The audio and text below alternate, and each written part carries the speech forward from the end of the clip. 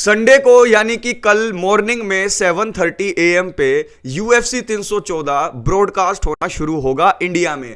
तो आज के इस वीडियो में एक दिन पहले हम ये देख लेते हैं कि कल जो फाइट्स आने वाली है UFC 314 में 5 फाइट आएंगी, उनके 5 विनर कौन होने वाले हैं। अगर प्रेडिक्शन की बात करें तो मिक्स मार्शल आर्ट में यह करना मुश्किल हो जाता है, लेकिन आपको पता है MMA पावर हाउस चैनल पर आपको मैक्सिमम प्रेडिक्शंस ठीक मिलते हैं। तो आज के इस वीडियो के अंदर जो 5 विनर हम चूज करेंगे मैक्सिमम आपको ठीक देखने को मिलेंगे। तो देर किस बात की है, जबरदस्त वीडियो होने वाली है, लंबी वीडियो होने वाली है। और जैसा कि आप लोग पसंद करते हैं हिंदी के अंदर UFC की न्यूज और अपडेट और उसके साथ फाइट्स की एनालिसिस और प्रेडिक्शंस, तो आप बिल्कुल ठीक जगह पर आए हैं। चैनल को सब्सक्राइब करके इस वीडियो को लाइक जरूर कर दीजिएगा। ये जो फाइट कार्ड है ना, ये है स्टैक्ड। 5 की 5 फाइट्स इसके अंदर ऐसी होंगी जिनको देखकर आपको और मुझे मजा आने वाला है। तो क्यों ना इस मजे को दुगना कर दिया जाए।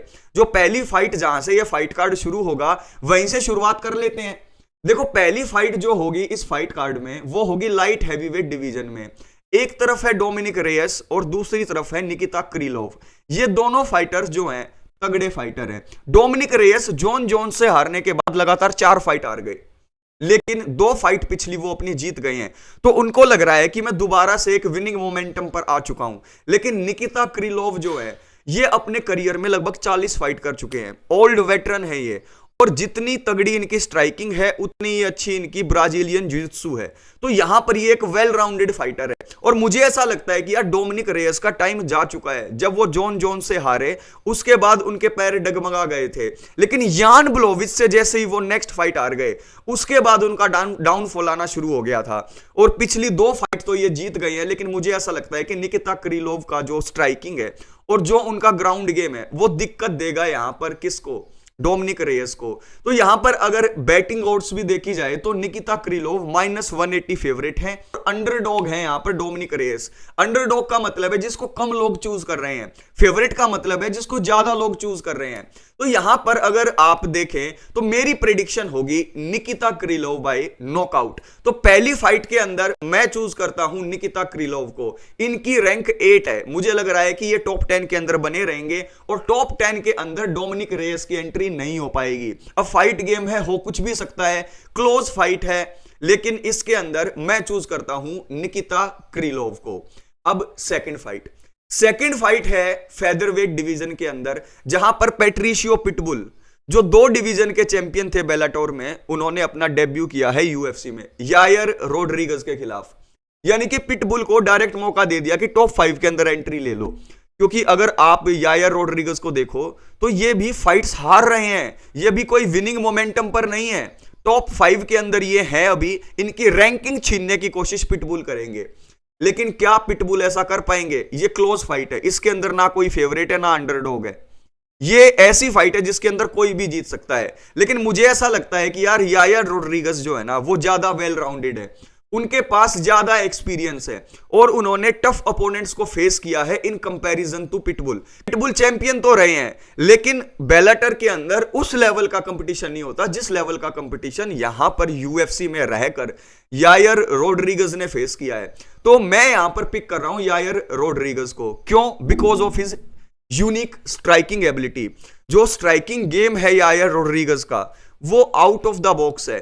तो यहां पर out of the box striking करके एक यूनिक क्रिएटिव स्ट्राइकिंग का कमाल दिखाकर नॉकआउट किया जाएगा पिटबुल को, या फिर ये क्लोज डिसीजन विक्ट्री भी हो सकती है। तो यहां पर अगर फाइटर को चूज करने की बात की जाए तो सेकंड फाइट के अंदर मैं चूज करने वाला हूं यहां पर यायर रोड्रिगज को। तीसरी फाइट, यह फाइट ऐसी है जहां पर एक है फाइटर यंग जो कि एक के बाद एक नॉकआउट निकाल रहा है।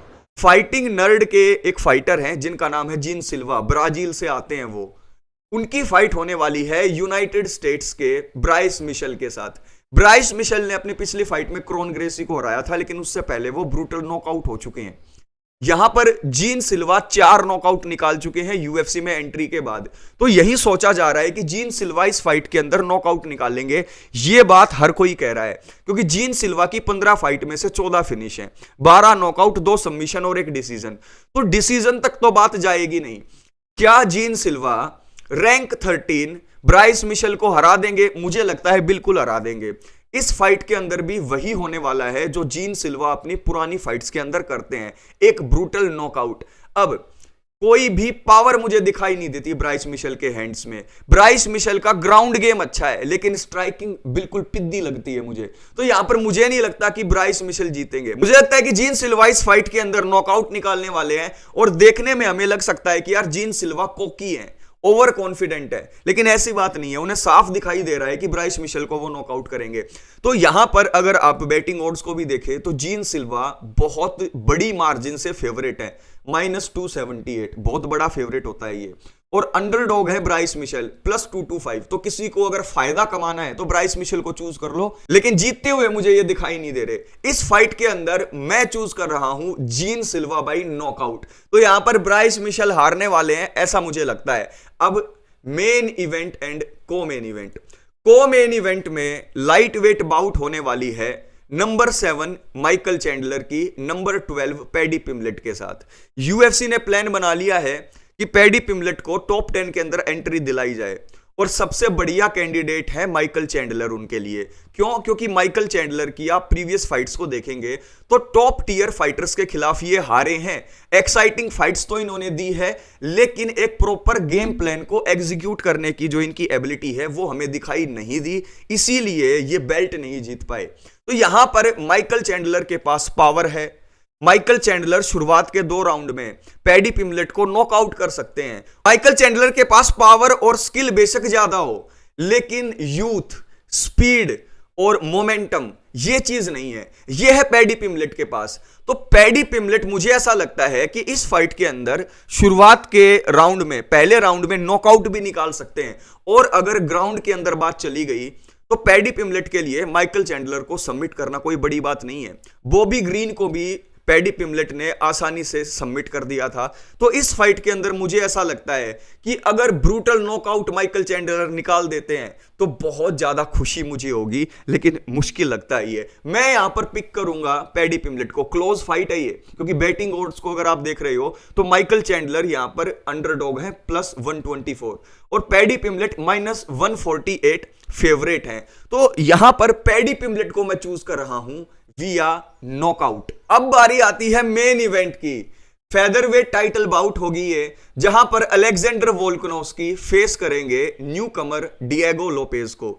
डिएगो लोपेज एक के बाद एक फाइट्स जीतते जा रहे हैं और अलेक्जेंडर वोल्कानोव्स्की अपनी पिछली फाइट्स में 2 बार नॉकआउट होकर एक वियर्ड सिचुएशन में फंस गए हैं, क्योंकि अगर ये फाइट वो हार गए तो उसके बाद लंबी छुट्टी पर जाना पड़ेगा कमारू उस्मान और इजराइल अडेसानिया की तरह।